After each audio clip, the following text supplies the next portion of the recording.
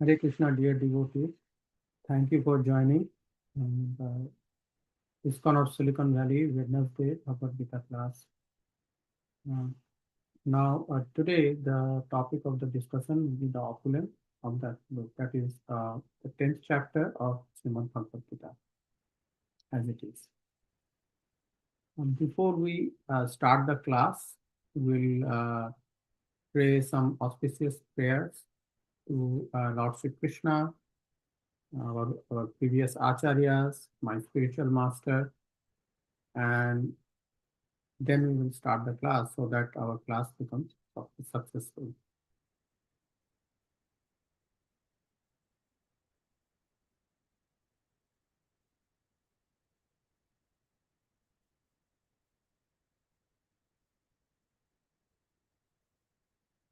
Om Jnana Timirandhasya Jnananjana Shalakaya Chakshurunmilitam Yena Tasmai Sri Guruve Namaha Sri Chaitanya Manobhishtam Sthapitam Yena Bhutale Swayam Rupa Kadamanyam Dadati Swapadantikam Vande Aham Sri Guru Sri Utapada Kamalam Sri Gurun Vaishnavamscha Sri Rupam Sagrajatam Sahagana Raghunathan Vitam Tam Sajivam Sadvaitam Savadutam Parijana Sahitam Krishna Chaitanya Devam Sri Radha Krishna Padam Sahagana Lalita Sri Vishakham Tamscha He Krishna Karuna Sindhu Dinabandhu Jagatpate Gopesha Gopika Kanta Radha Kanta Namastute Tapta Kanchana Gaurangi Radhe Vrindavaneshwari Vishwabhanu Sute Devi Tanamami Haripriye Vancha Kalpatarubhyascha Kripa Sindhubhya Evacha Patitanam Pavanebhyo Vaishnavebhyo Namo Namaha Jai Shri Krishna Chaitanya Prabhu Nityananda Sri Advaita Gadadhara Srivasadi Gaur Bhaktavinda Hare Krishna, Krishna Krishna, Hare Hare, Hare Ramo, Ramo Ramo, Hare Hare, Hare Krishna, Krishna Krishna, Hare Hare, Hare Ramo, Ramo Ramo, Hare Hare, Hare Krishna, Krishna Krishna, Hare Hare, Hare Ramo, Ramo Ramo, Hare Hare.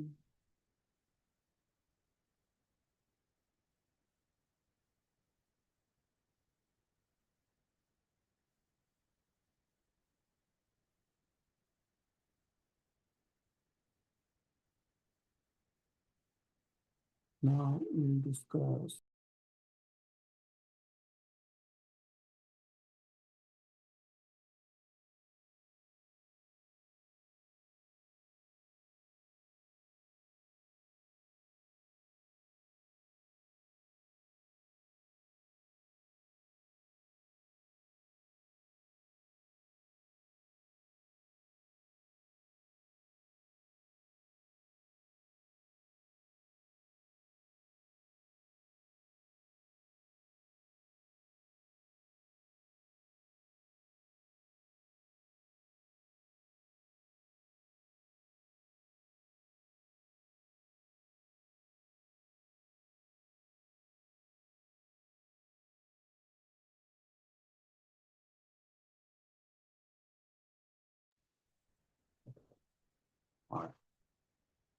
Before we start this discussion, we need to understand the background behind today's topic of discussion, the opulence of the absolute.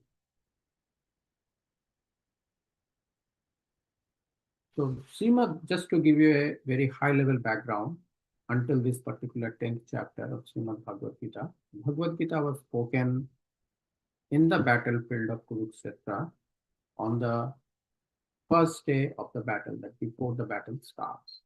But in Mahabharata, where Srimad Bhagavad Gita has been recorded, there it got recorded on the 10th day. Because when Vishnu Pitama the chief commander.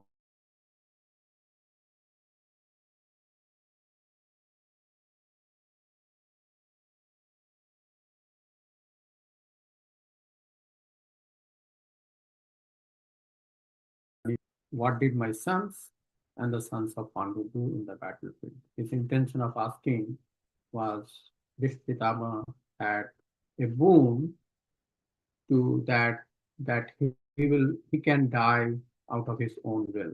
So how come this Pitama fell down in the battlefield? That's where the Bhagavad Gita starts. Now, the talks spoken in Bhagavad Gita are not specific to the battle of Kurukshetra. This was intentionally orchestrated by Lord Krishna's Yogmaya potency through Arjuna to confuse Arjuna so that Arjuna asks very important question that we face even today in today's society.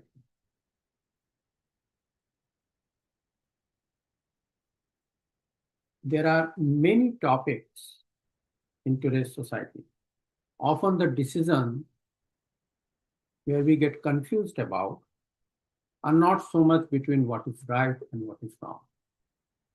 We understand what's right, what's wrong. The confusions most of the time happen between when we have to choose between two right.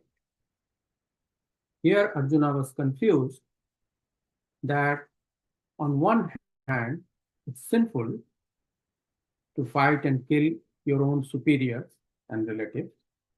That is stated in the scriptures, Vedic scriptures. But then something hidden there was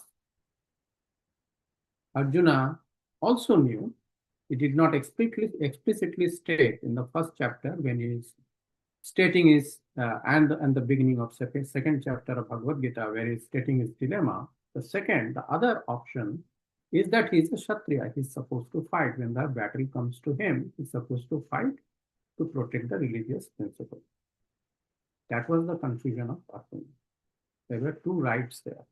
Which right to choose? Then Lord Krishna helps Arjuna to see through he does not give direct instruction. Instead, he wants Arjuna to decide. And that is how every good teacher should guide his disciple.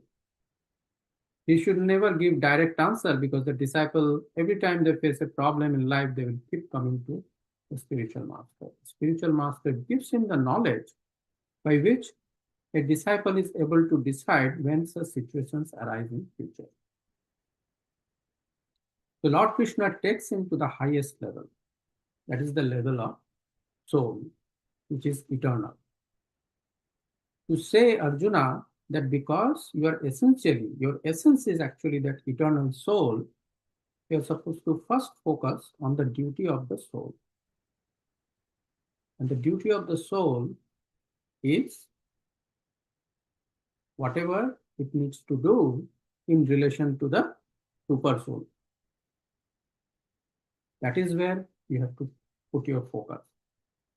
And then everything will become clear, that just like you have relationships to the various things, various people, various objects, various thought processes in this world, ultimate source is that super soul, and super soul will take care of it even when you are gone. He will always be there. You may take a new body, but super soul never forgets. Even if super soul takes up a body in a particular form, body is not the right word, but a particular form in this material world, he always remembers that he will take care. So that was the primary instruction what Sri Krishna was trying to give. The ultimate goal of soul is to reach the super soul.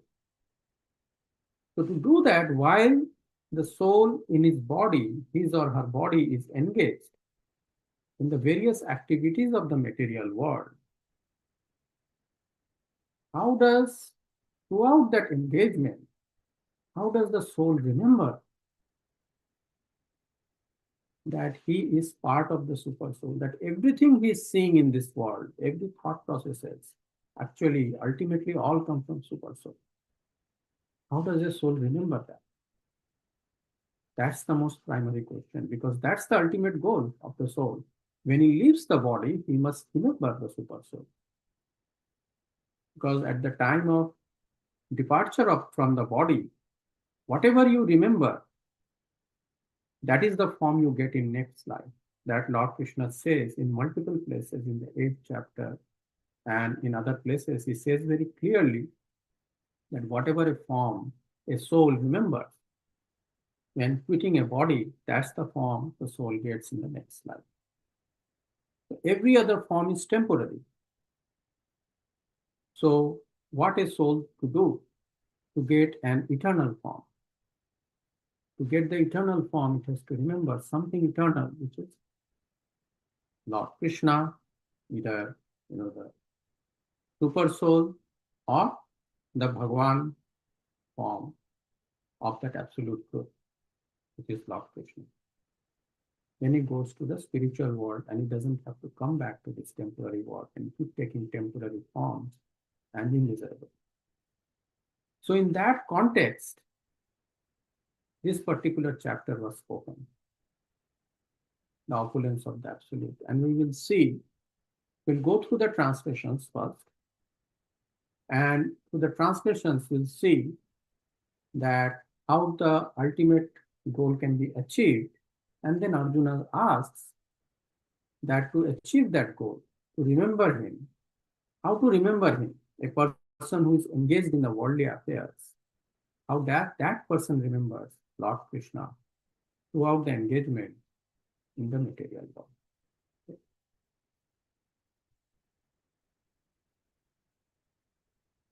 So I will first read the translations. Now, before I go to the 10th chapter, whatever I spoke just now, in summary form, you can see that how the 9th chapter, the confidential knowledge, ends.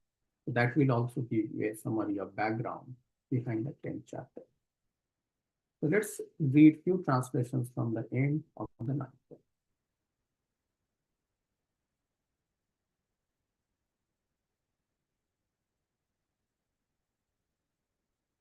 So let's read from 9th chapter, the confidential knowledge. Let's read from translation 29 to 34. Translation by Srila Prabhupada, A.C. Bhaktivedanta Swami Srila Prabhupada. I envy no one, nor am I partial to anyone. I am equal to all. But whoever renders service unto me in devotion is a friend, is in me, and I am also friend to him. Even if one commits the most abominable action, if he is engaged in devotional service, he is to be considered saintly, because he is properly situated in his determination. He quickly becomes righteous and attains lasting peace. O son of Kunti, declare it boldly that my devotee never perishes. So in this 29 to 31, Lord Krishna is saying that whoever engages in devotional service to Lord Krishna, he does reciprocate. And to the external world, he is saying, to the world where the people of non-devotees, then his message is that such persons, even though accidentally they may engage in some abominable actions, one should never understand them from that aspect. Instead, they should consider such people saintly. And they become righteous. Why? Because of their determination, they become righteous. And then they attain lasting peace. It is very important that those who are not devotees, they don't consider the devotees with such abominable actions in a negative way, because that way they will not have the association of the devotees. Because if they start considering a devotee that, oh, he is engaged in some abominable action, then that person will distance himself from the devotees, and he will lose the opportunity to become a devotee of Lord Krishna. That's the reason Lord Krishna is saying that one should not see such person who is engaged in devotional service, even though they are engaged in some abominable actions, in a negative way. O son of Pritha, those who take shelter in me, though they be of lower birth, women, Vaishyas, merchants, and Sudras workers, can attain the supreme destination. How much more this is so of the righteous Brahmanas, the devotees, and the saintly kings. Therefore, having come to this temporary miserable world, engage in loving service to me. Here Lord Krishna is clearly that just now we discussed few minutes back that this world is a temporary miserable world. Ashashvatam Dukhalam. And that's the primary reason one should engage in devotional service to Lord Krishna. It does not matter whether you are a Brahmana, you are a Sudra, Vaishya, it just does not matter. Because whatever your status is, that status is temporary. And there is a misery involved. This world itself is miserable. So you have to get out of this world and go to a world which is eternal. And therefore, devotional service is very important. Because that will keep you in the consciousness of Lord Krishna. And when you leave this body from this world, then you will remember Krishna.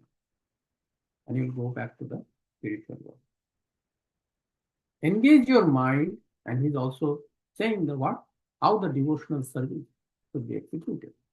He's saying that engage your mind always in thinking of me. Become my devotee. Right? What he's saying don't engage your mind like Kamsa engaged his mind. Don't engage your mind like that. Kamsa, who was the uncle of Lord Krishna, engaged his mind in unfavorable way. He thought all the time of Krishna, that when Krishna will come and kill me, and therefore I must kill Krishna before he kills me. He always was making plans for that. That is how he was always thinking of Lord Krishna. But Lord Krishna is saying, don't think of like that. Why? Why one should not think like that? Krishna, because that is there in the 29th verse. I envy no one, nor am I partial to anyone. Person who is not envious, he is not partial to anyone, he is equal to all. Why should you make that kind of person your enemy? He's telling his characteristics. Those are the characteristics of Krishna. He is equal to all. He is not partial to anyone. He does not envy anyone. So why should you engage your mind in thinking of Krishna as the enemy? One should definitely question that maybe there is something wrong in my thinking. And he's saying that become my devotee. Offer obeisances to me and worship me. Worshipping and devotion is little bit different. You may worship someone out of fear. But when you're a devotee and you're worshipping at that time not to gain any personal advantage, but to think that Lord Krishna has to be served because that pleases Lord Krishna. You should think Lord Krishna as someone to be pleased. That is a devotional attitude. Anything when you have a devotional attitude, or anyone you have a devotional attitude, what it means is that you're thinking of that particular thing or that particular person's benefit to please that person.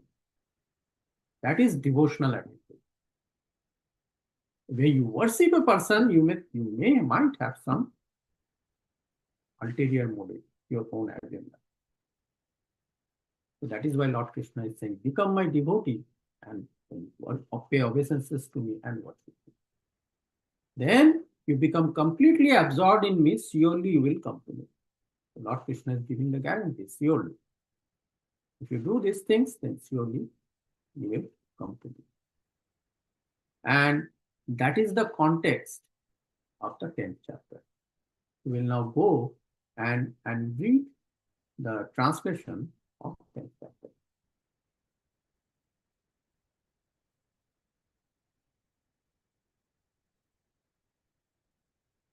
Chapter 10, the opulence of the Absolute.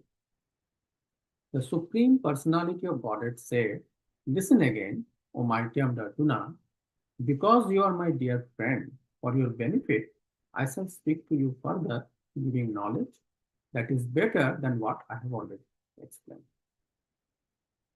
So he is now going to talk about the opulences of the Lord, his vibhutis. Why that is important?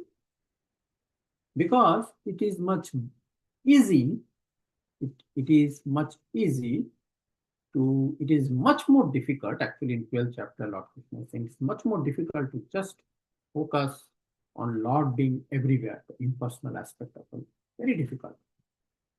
It's almost like you have to have some kind of an intellectual exercise going on in your brain. It doesn't come naturally. Let's say you are looking at a monitor. I'm looking at a monitor, right? My computer monitor. To think that as Krishna, I have to do some intellectual exercise. We know that is a material made up of some material. There might be water involved there. There might be earth involved there, elements coming from earth. There is electricity involved. Right? Now Lord Krishna is saying in 7th chapter that they are all separated elements. So in that sense, it is energy of Krishna. You have to do that intellectual exercise in your brain to consider that that is a energy of Krishna.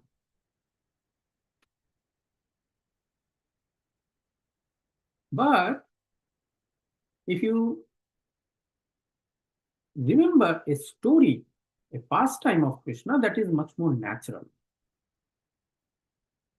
How he looks, that is much more natural, because we know in this world a particular person looks in a certain way, a person behaves in a certain way. He was engaged in some event, he has a story to tell about himself or herself. That is much more natural.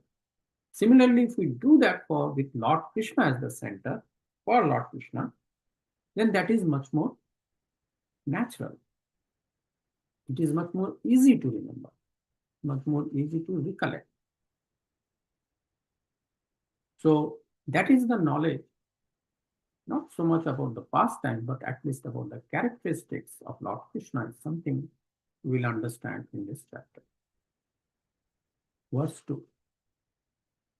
Neither the hosts of demigods nor the great sages know my origin or opulences, for in every respect I am the source of the demigods and sages. Right. Just to take an example, let's say there is an empty hall, just a hall, where an event is going to take place. There is one person who enters the hall first. There is no other person in the hall. He sees there's something on the screen, chairs are arranged in a certain way, right? Certain lights are turned off, certain lights are turned on. He sees all that. He doesn't see any. Yes. Then few other people come, and by that time certain lights, before that certain lights were turned on in the hall. So the only person who will know that what were the lights that were turned off and then turned on after is the first person who entered the hall. The others who entered the hall will only know the lights that were turned on at that time. They will not know which lights got turned on in between. That knowledge has to come from the first person who entered the hall. A very crude analogy I gave, not exactly the same what Lord Krishna is saying, but it's an analogy because Lord Krishna is saying here, he is the source of the demigods and sages. That means what Lord Krishna did before the demigods and sages came, they don't know.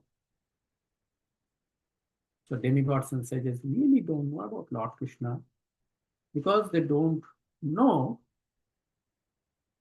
Lord Krishna, even if they had, omniscience from the time Lord Krishna, from the time when they came from Lord Krishna, they will not know what happened before. So that is what Lord Krishna is saying here. They, in every respect, they know a lot about me, but they don't know me because they don't know what happened before because he's the source. He who knows me as the unborn, as the beginningless, as the supreme Lord of all the worlds, he only, undiluted among men, is freed from all sins.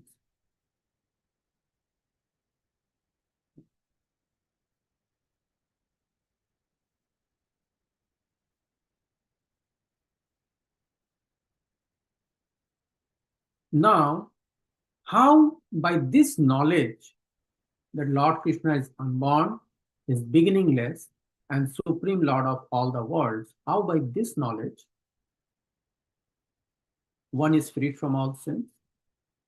Sins actually come, both sins and piousness actually come from a conception born from the false ego, ahankar, thinking that everything that is happening in my life, I am responsible for it, I am doing it. So therefore, if I do something good, I am responsible for its result. And if I do something bad, I am responsible for the sin. But here Lord Krishna is saying is Supreme Lord of all the world. If he is Supreme Lord of all the worlds, he is also Supreme Lord of our world, our life. So it is not just our actions, but there is a system made by the Lord by which we are granted sins and piousness for the subsequent lives. Once we start having this knowledge, then when we say we are freed from all sins, we reach a status close to the Lord. Our soul then comes close to the Lord and sees the body as an energy of the Lord. Our own body, our own mind, our own intelligence is the body of Lord. And then surrenders everything to the Lord. And the Lord takes action and makes sure that the person is freed from all sins. Remember, Lord will also make sure that you are free from your pious activities, the reactions of your pious activities. Because both pious activities and sinful activities in this world are bondage, cause bondage to the soul. So something favorable that was supposed to happen, that will also be taken away by them. Okay. So one is freed from all sins. Then Lord Krishna is saying, intelligence, knowledge, freedom from doubt and delusion, forgiveness, truthfulness, control of the senses, control of the mind, happiness and distress, birth, death, fear, fearlessness, non-violence, equanimity, satisfaction, austerity, charity, fame and infamy. All these various qualities of living beings are created by me alone. It is almost like saying that many of you or most of us are in Silicon Valley. We know how product development works. So before we develop a product, we think about what features that product will have, right? And think of it, and this is an analogy of what features those living entities should have. So these are the features of the living entities. Lord first creates, and then he will start the process of creation of living entities. Text 6, translation. The seven great sages and before them the four other great sages and Manus, the progenitors of mankind, come from me, born from my mind, and all the living beings populating the various planets descend from them. Interesting thing to understand is that if we read Srimad Bhagavatam, we will see all these entities are actually coming from Lord Brahma. But the concept behind this, right? So there is something called high-level design in product development, low-level design in actual building of the product. So think of these as high-level design. They are born from Lord's mind. Means what will be the qualities of these sages, how they will look like. So those high-level attributes of these entities are born from Lord's mind. Then actual building of these sages happens to the various parts of Lord Brahma's body, including his mind. And that, if you are interested, then you should go and read Srimad Bhagavatam, where in detail it has been explained how these various sages and Manus, they are coming from Lord Brahma's body. They are the actual bodies. But when Lord is saying here, they are born from my mind, he's actually talking about the design. I'm using an analogy so we can map it. So all those were created at a subtle stage. To use the spiritual language, they're created in a subtle stage. All the sages and Manus, they were created in a subtle stage before they actually come out from the body of Brahma. Text 7, translation. One who is factually convinced of this opulence and mystic power of mind engages in unalloyed devotional service. Of this, there is no doubt.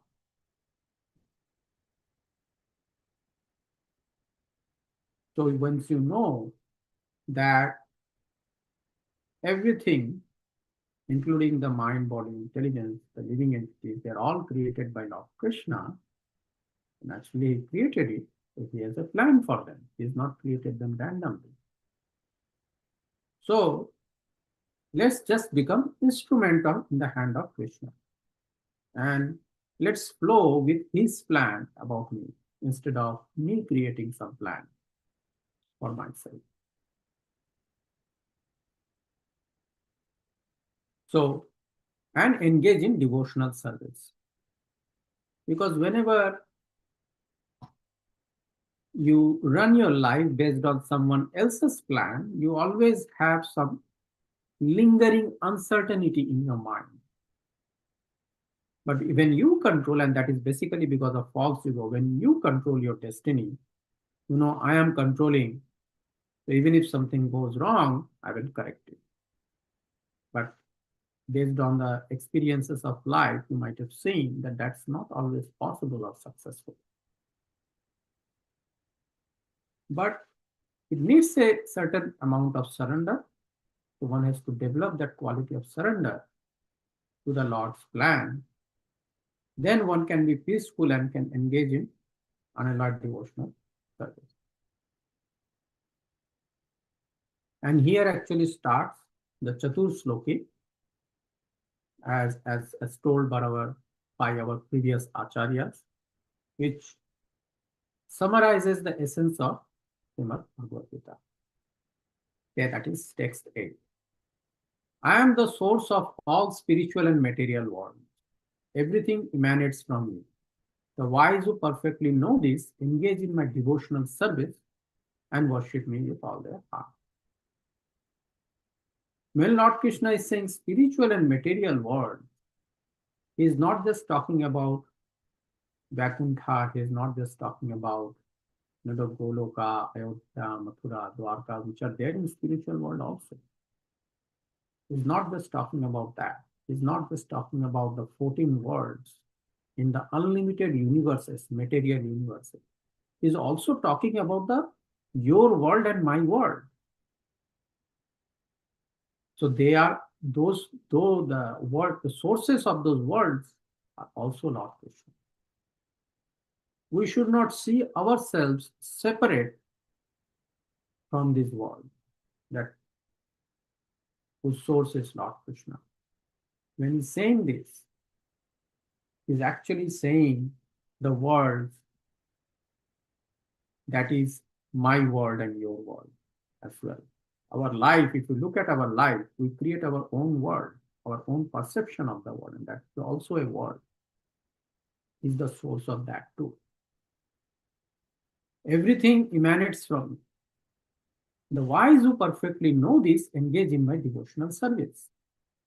So someone who's all powerful, all opulent, and on top of that, he's all renounced. He does not have any ulterior motive, no vested interest. You can always trust that person. So here he's saying the wise who perfectly know it. You have to know this perfectly. Then you can engage in unalloyed devotional service. I'm not, because unalloyed devotional service, Lord Krishna already says here. So when he says devotional service, he means unalloyed devotional service. They worship with all their heart, and that is basically unalloyed devotional service. Worshipping someone with all your heart means you don't have any ulterior motive. So such devotees, the verse 9, the thoughts of my pure devotees dwell in me.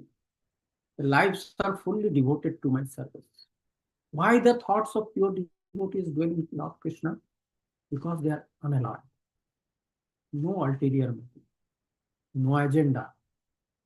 They just want to love Krishna. That's it. That's it, period. Nothing else. Like Yashoda Maya, like the gopis in Vrindavan, the gopas in Vrindavan. Why them?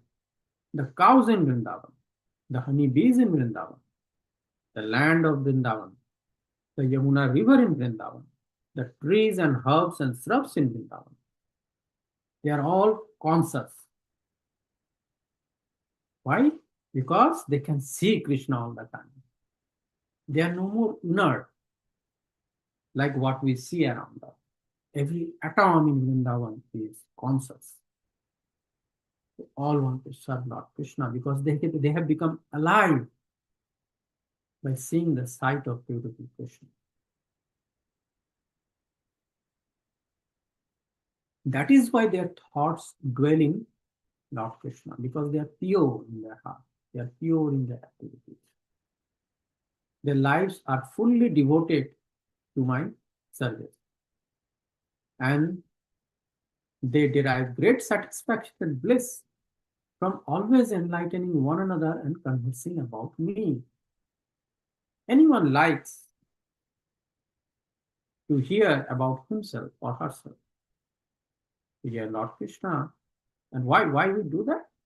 Is because we are Chitkana, an infinitesimal portion of Lord Krishna. We are his part and parcel as described in 7th chapter. So he has that quality. He pays his attention where he is being described. So naturally we have that quality. So, and when he pays attention, because he goes in bliss, his part and parcels who are engaged in such activity also go in bliss. And they are enlightening one another and conversing about Lord Krishna. Until this point, these devotees, most of them, they are doing these activities based on whatever is described in the scriptures and some mercy of other devotees and Lord Krishna. Then in verse 10, Lord Krishna is saying, to those who are constantly devoted to serving me with love, I give the understanding by which they can come to me. Now Lord Krishna is ready to take them to his own spiritual world. How he does that? He does that by giving them understanding, the intelligence, buddhi, Buddhi Yoga. They help them build a connection to Lord Krishna through intelligence. Buddhi Yoga. Text 11. To show them special mercy, I, dwelling in their hearts, destroy with the shining lamp of knowledge the darkness born of ignorance. If these pure devotees were ignorant, then how could they engage in describing to each other about the Leelas of Lord Krishna, and how could they get bliss and satisfaction? So, what kind of ignorance Lord Krishna is talking about? The Lord Krishna is talking about the ignorance of the path. Remember, we know there are some paths described in the scriptures. We know about the paths described about other devotees, like how they reach the spiritual world, like Gopakumar and all the devotees. That does not mean that everyone will follow the same path. Everyone, based on their nature and the Swarupa, may follow a different path. And that is the path, knowledge of that path, Lord Krishna gives. How do you go there? How do you reach the spiritual world? Could be different for every person.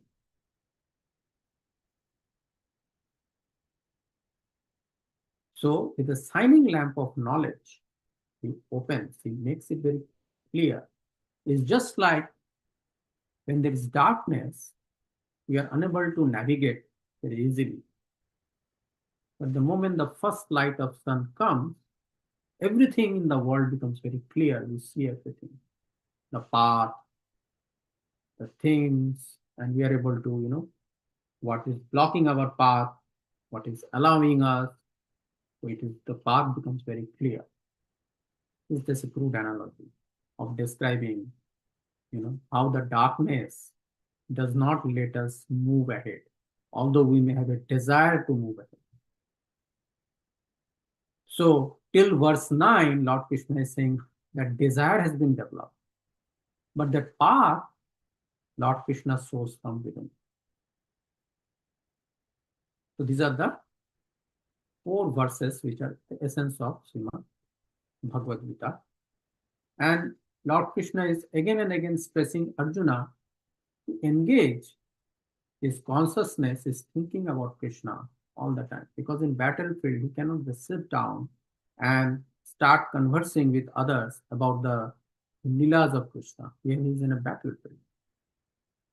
So at least he should engage in that consciousness. He should see in that light that this whole Mahabharata war was actually being done by Krishna.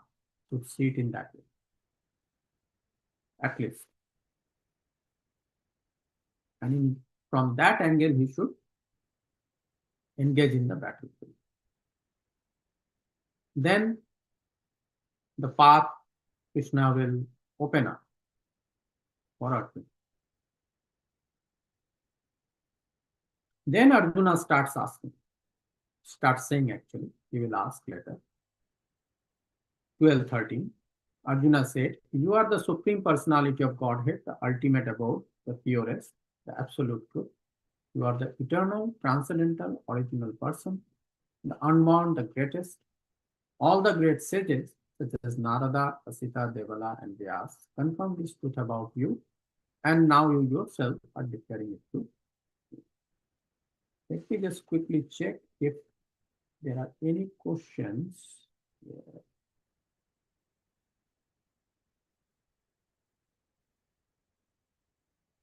In the room or anywhere, if there are any questions, let me just quickly check. Yeah, just bear with me.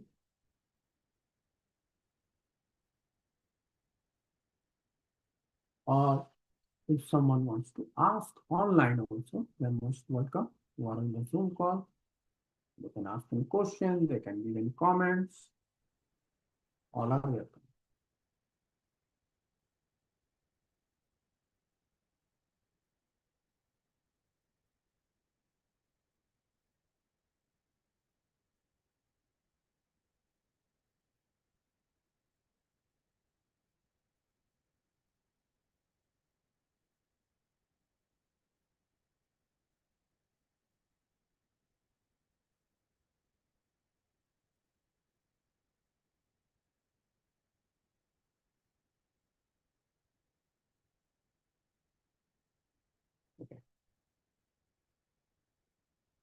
looks like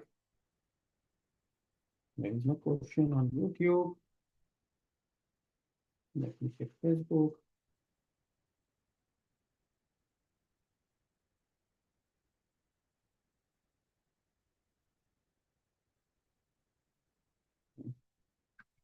So there are no questions on Facebook as well. Questions or comments. Whenever there is a question, I mean, it can be a question or comment. Okay. I don't see anything online Zoom. So I will just go back to sharing. Okay. So Arjuna is saying here that you are the supreme personality of Godhead. So he's actually what he's trying to say is that it's not just him because he's a friend.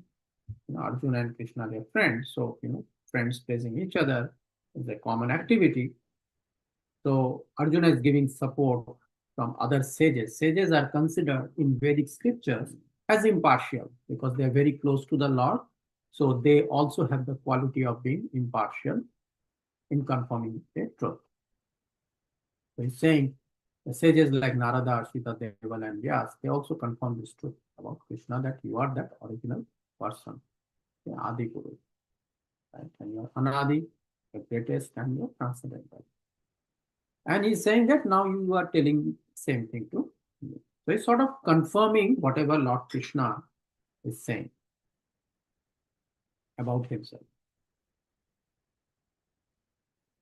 Verse 14, O Krishna, I totally accept as truth all that you have told me. Neither the demigods nor the demons, O Lord, can understand your personality. Right? Indeed, you alone know yourself by your own internal potency. O Supreme Person, origin of all, Lord of beings, God of God, Lord of the universe. Right? So each of these attributes of Lord Krishna here are, it would almost seem that he's everything. That is what Arjuna is describing, but he's actually describing different aspects of Lord Krishna. In origin of all, he's saying that he is not just the Lord, but he's also the source of everything. Right? Aham sarvasya prabhava. He is the Lord of all beings. He said that before, that he created all the various qualities of living beings before created the living beings themselves, right? Including the sages. And from the sages, we know from Bhagavatam, from the sages came the demigods. Right? So in that way, he is the God of gods. He controls them. In other places in Srimad Bhagavatam, the conversation between Devahuti and Kardama Muni, Devahuti and Kapil Dev. Devahuti is the mother of Kapil Dev, and Devahuti is asking Kapil Dev to describe her the philosophies by which she can disentangle herself from the material world. And in that, Lord Kapil Dev is saying that all the demigods, they go on doing their activities out of fear of Lord Krishna. So in that sense, also he is God of gods. And he is the Lord of the universe, right? As Garbhodaka Vishnu, that is present in every universe. And from him came Brahma, who created. From Brahma came Rudra, who is destroying, who is responsible for destroying the universe. Right? So, in that sense, is the Lord of the universe.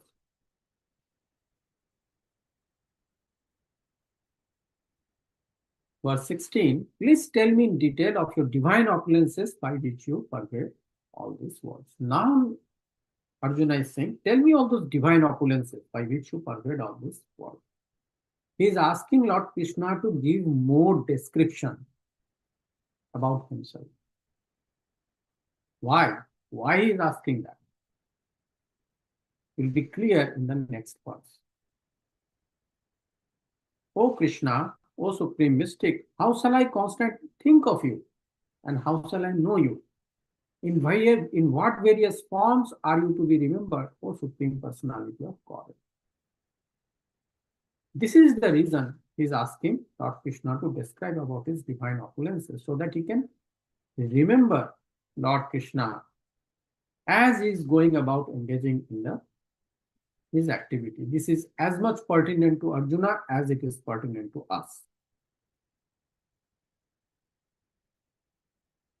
Because the goal is still the same. You have to remember Lord Krishna all the time. But how to do that? How to constantly think of it? If we know about your opulences in this world, then we can do that. Right? That is why he's saying, please tell me, previous verse, please tell me divine opulences by which you pervade all this world. That includes the material world. Verse 18. O Janardhan, again please describe in detail the mystic power of your opulences. I'm never satiated in hearing about you, for the more I hear, the more I want to taste the nectar of your word. This is another very important aspect. It is not that you are mechanically going through the opulences of Krishna, but you should be interested. You should like to taste the nectar of those words. Because if you like something, it is much easier to remember that thing. Because you are more involved, you are engaging your mind, your intelligence, everything in that thing. So you're able to remember much better. He's saying, I'm never satiated. This is another aspect of hearing about Lord Krishna. Krishna's pastimes are such that you hear it millionth time and you will still find interest in that. You will still find some new realization in that. You still find sweetness in that. It is not like the sweetness of this world, which is a diminishing return, right? You know, it is very sweet now, and then you take one more rasgulla, more sweet, more sweeter. The sweetness does not increase. Actually, the taste of sweetness, it saturates after some time. But that is not true about the pastimes of Lord. It keeps getting sweeter and sweeter. But of course, one needs to have that kind of surrender. One needs to have that interest. Then Lord gives us mercy of that taste. This is very important. Yeah, I'm never satiated in hearing about you. For the more I hear, the more I want to taste the nectar of your words.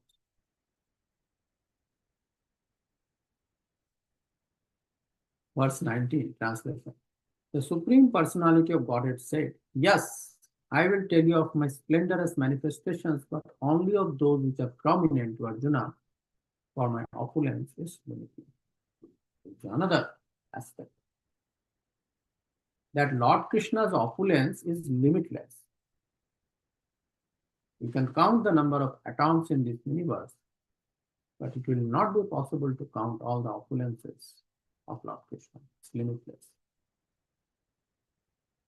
So Lord Krishna is saying, I will tell you only those which are prominent. This is very important. I'll tell you why. You might have all heard about in Srimad Bhagavatam in the 11th canto, there is a message, a conversation happening between Uddhava and Lord Krishna in the form of Narayana. There's a conversation that is happening. Now, in that, also there is a chapter, I think it's chapter 16, I believe. Yes, chapter 16 of the 11th canto, where Lord Krishna is telling, among the wielders of weapons, I am Lord Shiva.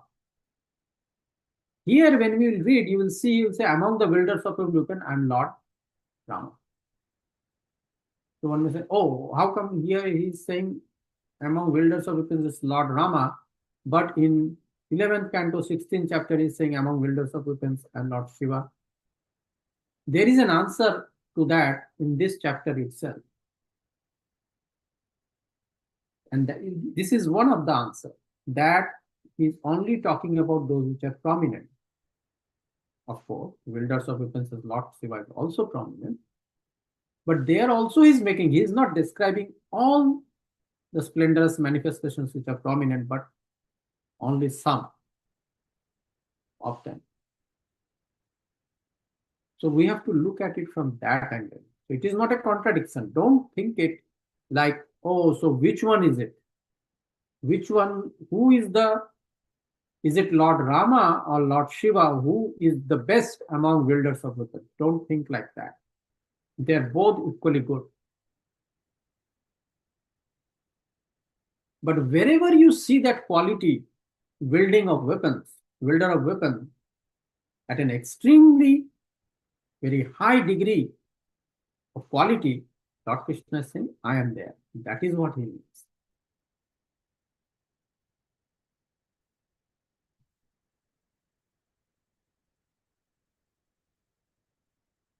Translation.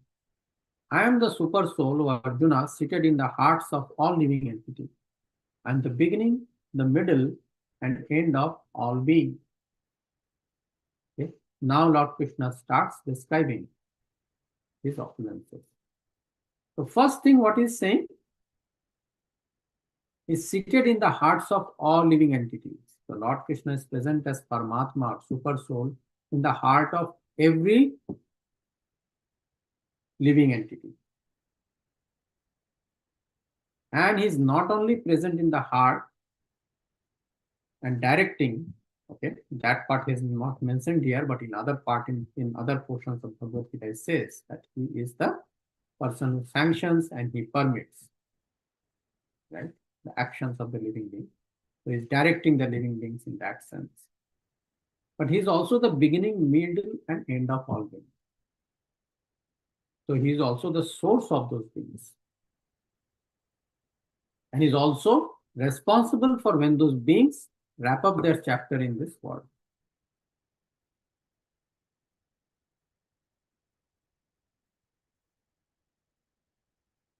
Of the Adityas, I am Vishnu.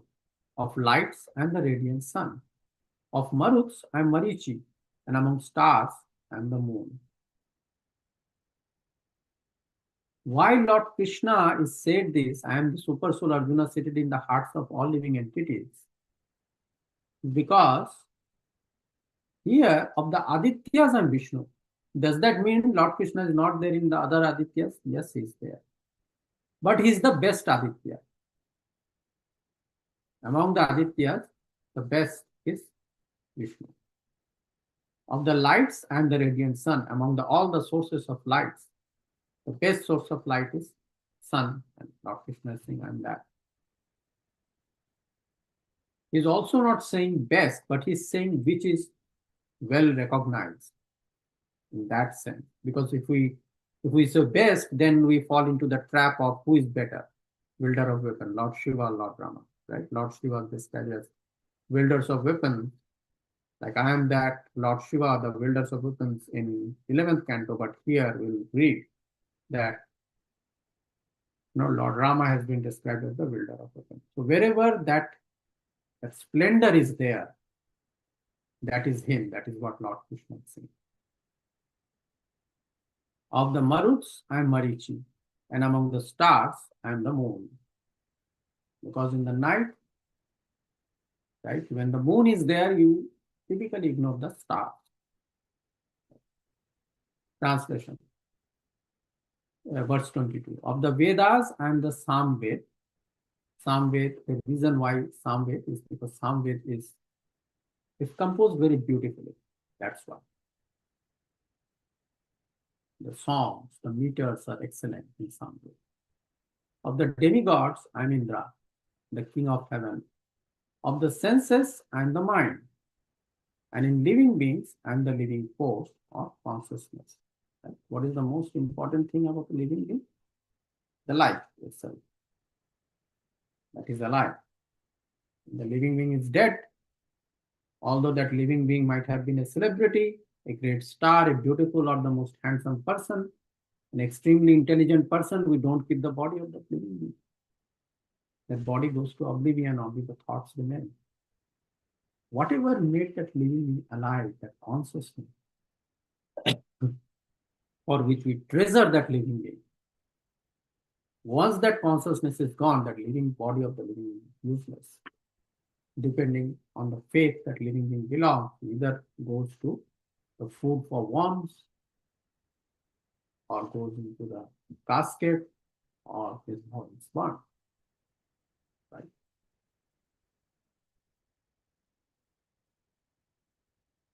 Verse 23. Of all the Rudras, I am Lord Shiva. Shiva means auspicious. He is the most auspicious one among all the Rudras.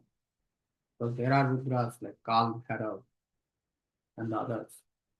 Uh, they are, they look ferocious. Right? Of the Yakshas and Rakshasas, while Lord Shiva looks very calm, right? He's saying that Lord Shiva is me. Of the Yakshas and Rakshasas, I am the Lord of Wealth, Kuvera. Of the Vasus, I am fire or Agni. And of mountains, I am Meru. Of priests, so Arjuna, know me to be the chief, Brihaspati. Of generals, I am Kartikeya.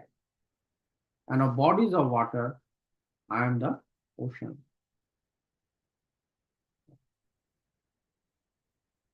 Translation. Of the great sages, I am Bhrigu. So, you remember Bhrigu? Bhrigu was the person in Srimad Bhagavatam as described. He was given the task of determining who is supreme among Lord Vishnu, Lord Brahma, and Lord Shiva. We know that pastime. Because he, among the sages, is the most qualified and truthful. Right? So that is why he was given the task. Of vibrations and the transcendental Om. So this is also called Pranava.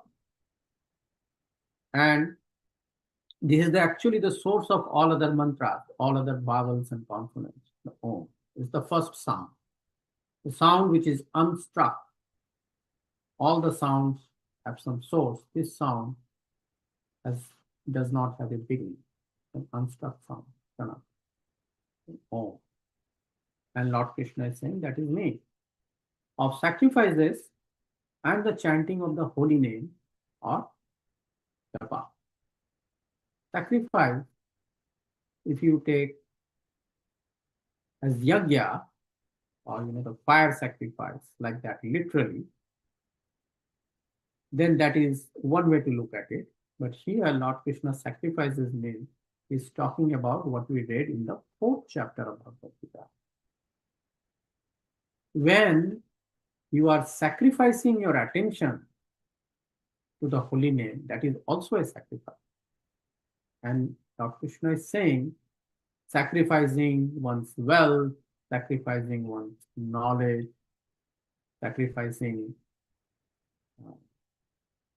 one's breathing or prana, those are all lower forms of sacrifice. The highest is when you are sacrificing your attention. Very difficult. Very difficult to get one's attention, get one's time or attention. Right? But when you do that, to japa, by chanting of the holy names, then Lord Krishna is saying that is very good, that is me. Okay? And of all immovable things, I am the Himalayas. Of all trees, I am the banyan tree. And of sages among the demigods, I am Narada. Of the Gandharvas, I am Chitraratha. Right? Chitraratha was the newest one. The pastime is there in Bhagavatam, right? About the Gandharva Chitraratha, who got cursed by Mother Parvati and was born as Vritasur, the great devotee of Shiva. Right? And among perfected beings, I am the sage Kapila. Perfection here means he's talking about the Astasiddhi. Verse 27, translation. Of horses, know me to be Uchchasrava, produced during the churning of the ocean for nectar. Of lordly elephants, I am Aravata, that is the carrier of Indra, the king of demigods. And among men, I am the monarch, the king. Of weapons, I am the thunderbolt. Among cows, I am the Surabhi. Of causes for procreation, I am Kandharpa, the god of love. Because before procreation, act of love is required, and that done by Kandarpa, and Lord Krishna is saying that is me. Kandarpa is me. That cause is me. And of serpents, I am Vasuki. Of the many who get Nagas, I am Ananta. And among the aquatics, I am the demigod Varuna.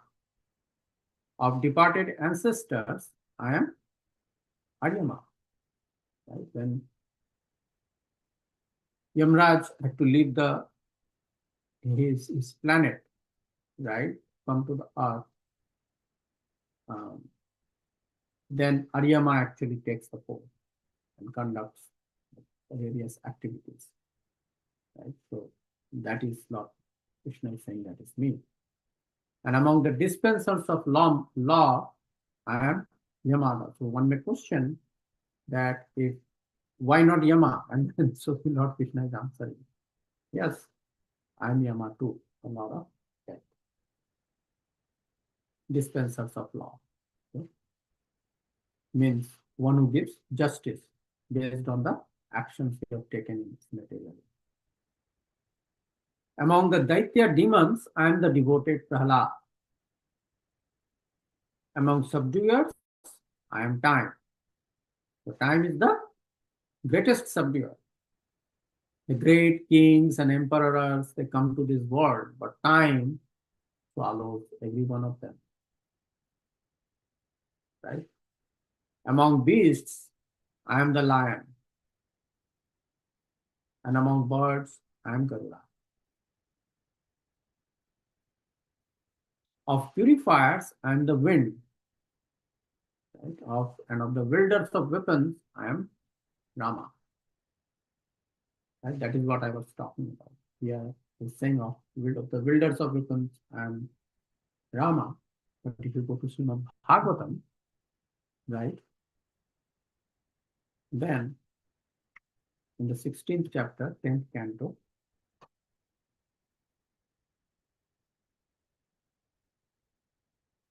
he is saying here, the verse 20. So 11th canto, 16th chapter, verse 20 is saying, and the chapter is the Lord's opulence. He is saying, and of the wielders of weapons, and Lord Shiva. So one should not be, as I explained, one should not be confused here. So wherever the wielding, the act of wielding weapon is shown in an excellent way, Lord Krishna is saying, I am present there. I am there. I am that actually. That splendor is me. That is what Lord Krishna is saying.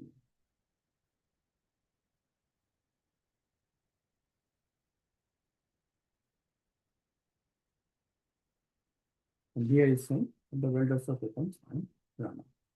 Of the fishes, I am the shark, and of flowing rivers, I am Ganges. I am the Ganges. Of all creations, I am the beginning and the end, and also the middle, O Arjuna. Of all sciences, I am the spiritual science of the self. Right? There are various kinds of sciences. Of course, in today's world, we see there are different sciences, right? There's a physics, chemistry, biology, and then in each of these three disciplines, there are so many different fields. Right? Physics itself has so many fields. Quantum physics and mechanics and electricity, right? Magnetism. And biology has so many fields. The nervous system, right? The respiratory system, circulatory system. Each of these fields, right, has specializations. Like you have cardiology. They just specialize in heart. That's it. They only specialize in heart. What is that? Orthopedics. They just specialize in bones. That's it. Right? So there are so many sciences, but Lord Krishna is saying the spiritual science of the self, that is him, because that's the best. Because self is eternal. All other sciences are not eternal. Right? You can become an orthopedics, but your what knowledge of your what that knowledge will do, if you have to go to the space, there you may need astronautical engineering, right? But self is there in all those activities, and so spiritual science of the self is present everywhere. And Lord Krishna is saying that is him. Among logicians and the conclusive truth. What that means is that you may argue a particular point in many different ways, but ultimately your goal is to prove that truth. Lord Krishna is saying that destination, the logician's destination, that conclusive truth is me. That's Lord Krishna. Of letters and the letter A, and among compound words and the dual compound. The dual compound is like Radha Krishna, right? Krishna Balaram, right? The dual words, which are very poetic sort of. That is Lord Krishna. I am also the inexhaustible time, right? In these days, in the community of physicists, they are saying, is there time? Is time an illusion? Earlier they at least believed in time. Now they're saying is time an illusion, basically. So they are not sure, basically, about certain aspects when they have to explain certain phenomena sometimes. But Lord Krishna is saying definitively that yes, there is time, and that he's saying it is inexhaustible. Never end. And of creators, I am Brahma. Right? So if you look at, there are a lot of creators in this world, right? The creator who creates robots, then iPhones, many gadgets, who create poems, right? Lord Brahma is also called Adi Kavi, right? He created those who create all these things. This iPhone, robot, cars, spacecraft. Right? They're all created by human beings. And human beings were created by sages. Sages came from Brahma. Brahma came from Garbha Vishnu. Garbha Vishnu is nothing but Karna Vishnu, one of the expansion of Karna Vishnu. Karna Vishnu, and then you keep going like this, you will reach Lord Krishna. Lord Krishna saying, in a material world, in the context of material world, the creator Brahma is me. So all the designs of those, the construction of those living entities came from Brahma. 34. I'm all devouring death, and I'm the generating principle of all that is yet to be. So after saying who is the creator, he can say he is also the all devouring death. He finishes. He is also responsible for finishing those forms. And he is the generating principle of all that is yet to be, whatever will come in the future. Among women, whenever you see in a woman that a woman is very famous, is very fortunate, her speech is very fine, he has a sharp memory, sharp intelligence, is very steadfast, determined, and has patience, dhৈর্য, dharya. Those qualities are Krishna in a woman. Whenever you see a woman with these qualities, that is Krishna manifesting.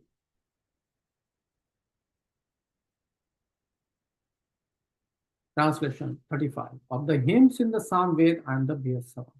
Now, of all the Vedas is Samved, and among the Samved, Brihatsama is I believe, a very poetic aspect of Samved, very musical, poetic, and that is Lord Krishna. And among all the poetry, the Gayatri Mantra, that is Anustup Chandra, that is Lord Krishna. Of months, I am Magasirsa, just now ended, Kartik month. Right? That is what he is referring to. typically November, December, sometimes October, November. That is the month he's talking about. And of seasons and flower bearing, spring, the most beautiful of all the seasons, the spring. The world, as if the whole world gets painted with beautiful flowers and flora and fauna, and that is Lord Krishna. Text 36. I am also the gambling of cheats, and of the splendid, I am the splendor. So there is a description in Mahabharata that Lord Krishna was asked, you helped Pandavas many times, but when they were getting defeated in the gambling match, why you did not come to help? If you were present, then Pandavas would not have lost. Lord Krishna's answer was, I was never asked to come. Remember in that what happened to Draupadi? She asked for help from everyone in that palace. And when she did not get any answer, favorable response, she asked for help to Krishna. And then Krishna helped her. But Pandavas never asked for help from Lord Krishna. Lord Krishna was saying, and he was outside the door. Of course, he gave that answer. He initial answer he gave was he was engaged at the same time he was engaged in a battle. If you remember, there was this, I'm forgetting the name of the demon who had this spacecraft, right? And with that he attacked the Dwarka. He said that he was engaged in that war. Yeah, he could not have come. But then he was praised that you are that same Narayan, you can be present everywhere. Right? You are not, I mean, when you gave, reams and reams of sari to Draupadi to protect herself, you didn't physically come, you just kept sari. You could have done something similar, maybe you gave them intelligence. Then Lord Krishna said that I was never asked for that. So we as devotees, very careful we have to be. We should not think that, because we are devotees, Lord Krishna will keep helping us. If you in this current world, this privacy is a big concern, right? Everywhere we hear about this thing, particularly in the corporate world, the privacy is a big thing, basically. In every project we do, we have to think, are we intruding with the private data of our consumers? And if we are, then we have to take sufficient precautions that those data are highly protected, encrypted and protected. So privacy is a big thing. But Lord Krishna is very conscious, although he's present everywhere, but he explicitly never comes up. He's very conscious. He gives everyone their space. So simply because, we are saying, we are reading, we are surrendered and all that, but then we go on with our world and we don't keep Krishna in our mind. We should not think that, Krishna should have taken care of that. No. If you think you are in problem, and not only when you are in problem, whenever you are engaging in some major activity, you are starting the day, you should pray to Lord Krishna. Lord Krishna, this world is full of troubles, full of dangers. So make sure that today my days go smoothly. Just pray to him, then he will take care. Right? So, because Lord Krishna is very much privacy concerned. He gives everyone their space. He does not enter into someone's life unless someone asks for him. Yeah, he's very careful. And of the splendid, I am the splendor. I am victory, I am adventure, and I am the strength of the strong. Right? What is a strong person without the strength? And Lord is saying, I am the strength. Is the source of strength in a strong person. Is also that thrill in an adventure. Right? Whenever we engage in adventurous activities, the thrill we get that comes from Krishna. Right? 37. Of the descendants of Vrishni, I am Vasudev, and of the Pandavas, I am Arjuna. Of the sages, I am Vyasa, who compiled all the Vedas. Vyasa, we know that, Vyasa. And among the great thinkers, I am Vishana, that is Sukracharya. 38 translation. Among all means of suppressing lawlessness and punishment, Lord Krishna, there is so much of lawlessness throughout the world we can see. And Lord Krishna is giving the answer to that. The best form of suppressing lawlessness is punishment. You have to punish the people who are lawless. That is the best form, and Lord Krishna is saying that best form is me. And of those who seek victory, I am morality. Right? Of secret things, I am silence, and of the wise, I am the wisdom. He is everywhere, he's talking about the essential quality that makes that particular person or makes that particular thing. So, what is a wise person without wisdom? Right? And the best way to keep things secret is to be silent. Not that I am telling you a secret. If you're telling someone a secret, it is no more a secret. If it is something secret, then don't tell. Learn to digest. Because we often have tendencies that if we know something confidential, just to show our importance, we try to share it with someone. Hey, I know this secret. But if you tell it, then it is no more a secret. Right? So the best way to keep things secret is to be silent. Don't speak about it. It's a very, very important quality for those who are in the administrative positions. It's a very important quality to keep things confidential. Translation. Furthermore, O Arjuna, I am the generating seed of all existences. There is no being moving or non-moving that can exist without me.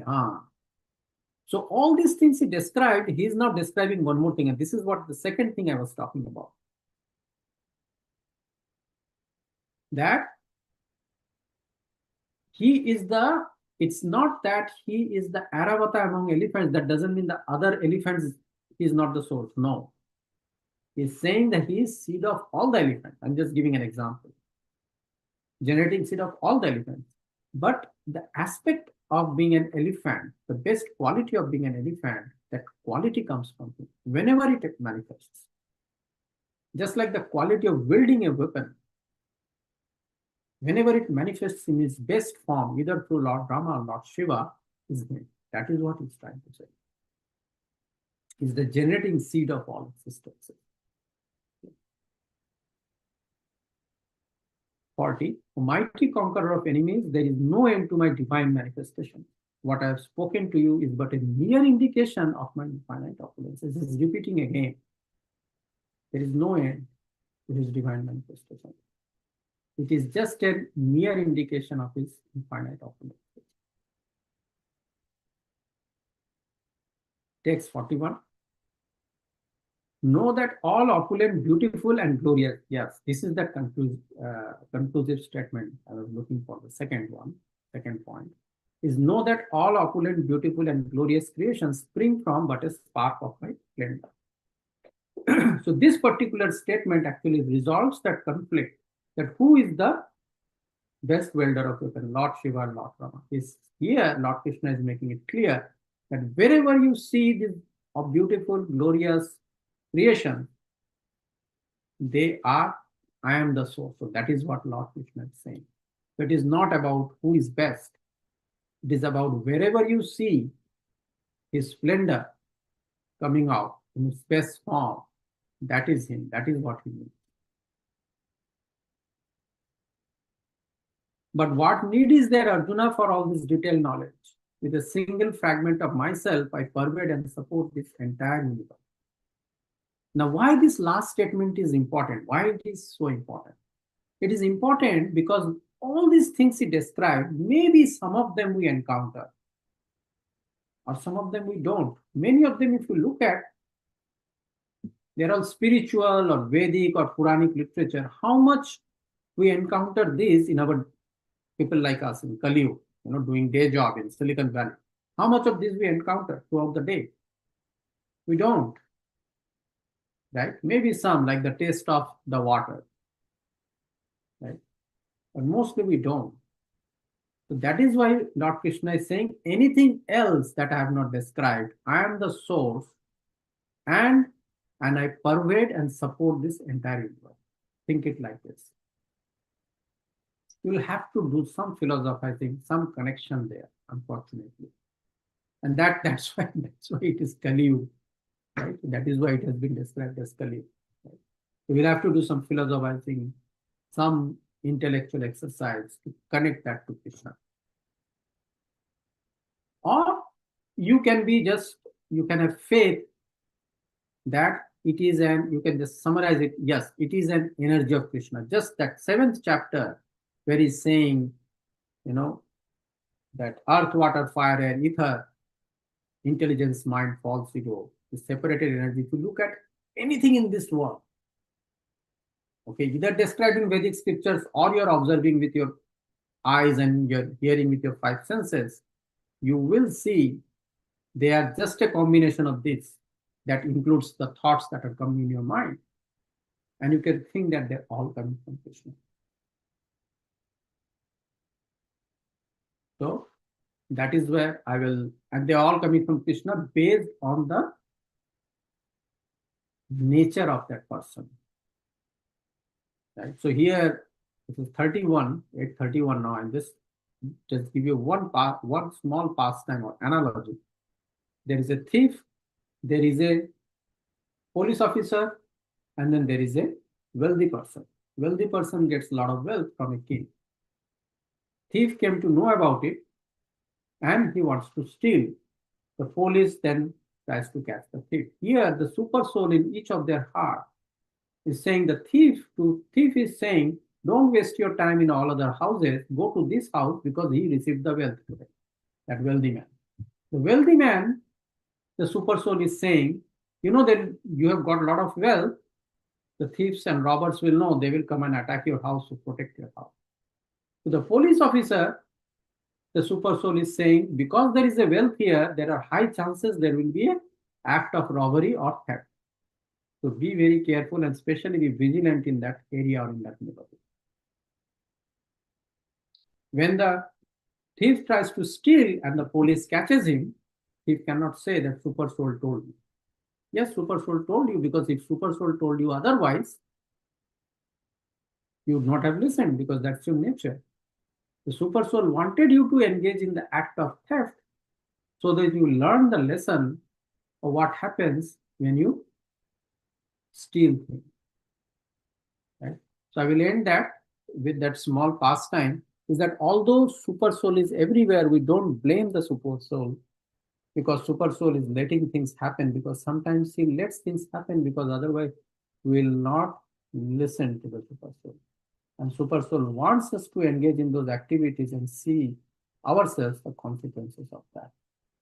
So we should not blame the super soul, blame the Krishna who is present as super soul in Opulence.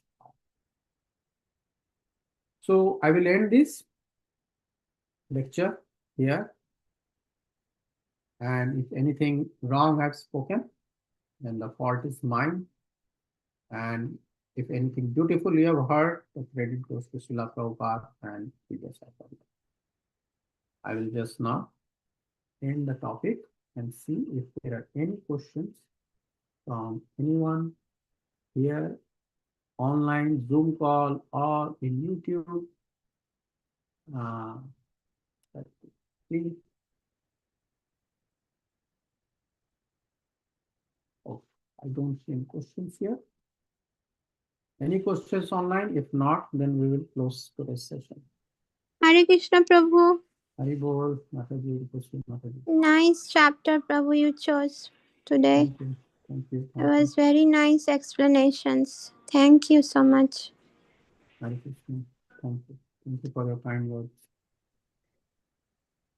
So, Prabhu, in the last one, you said, last part, you were saying that he is everywhere and we sometimes we blame him Mm-hmm. and but he's doing that. I mean, whatever is happening for our good. Mm-hmm. Yes. Um, so how do we not do that? How do we not do that? How do we uh, not blame him? So Or how can we get over of that? I mean,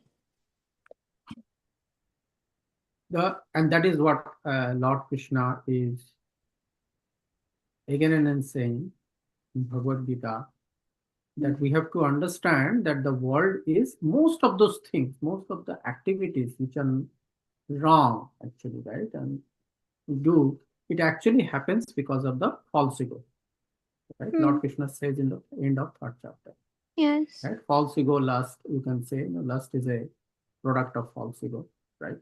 So, and false ego happens because we start thinking that I am this body, yeah, right? And there is Lord Krishna, I am this body. Okay, if I want something, then I go and worship him, either Lord Krishna or other demigod, right? We see everything as independent and they have their functions. We don't see that all of these things, the source is Lord Krishna, and there is a purpose behind it. hmm, So when we understand what is the ultimate purpose, which is liberation of the soul, that's the ultimate from this material world. When we hmm, see all the activities in that angle, then the chances of those six bad qualities we have, right? Lust, anger, greed, and hmm, there are three more, right? yeah, The chances of them acting on us reduces, mm-hmm, right? And Lord Krishna okay, says, Daivi asa gunamai mama maya duratya. So it is not easy to overcome those qualities. Those are very strong because they are coming from Maya. And yeah, Maya works on us because of false ego, ahankar, or false ego. Right? Because of that, Maya acts on us. So the way is to always think that we are part and parcel of Krishna. And when we and this material world is a temporary world. See, remember in the end of ninth chapter, that is what I read the background for today's chapter. uh-huh, At the temporary miserable world we have to yeah, live. So you have to always be conscious of that fact that this world is temporary. There will be miseries in the world, and we have to live the world. That is why Srila Prabhupada always said, our goal should be back to God. Because this is a temporary miserable world. That's a fact. That's Lord Krishna is saying. Right? yes, If we yes, make this yes, a permanent arrangement, thinking that our body is permanent, whatever comes out our body is we have a permanent relationship with them, then there are much higher chances of engaging in those kind of activities. okay, mm-hmm, So we should try to remain in the center of Krishna as much as possible.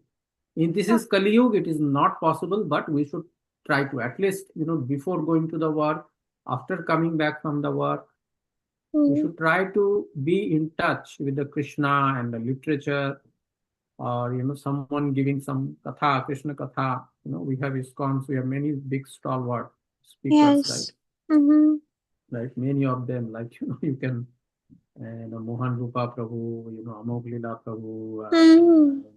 Radheshyam Prabhu, right? Yeah, And, Radhesham Prabhu, very nice. Yeah, right, there are a speaker. lot of great Hmm. devotees of disciples of Jayapataka Swami. There are a lot of disciples we have. They are very good speakers. You can listen to Yeah. them after coming back.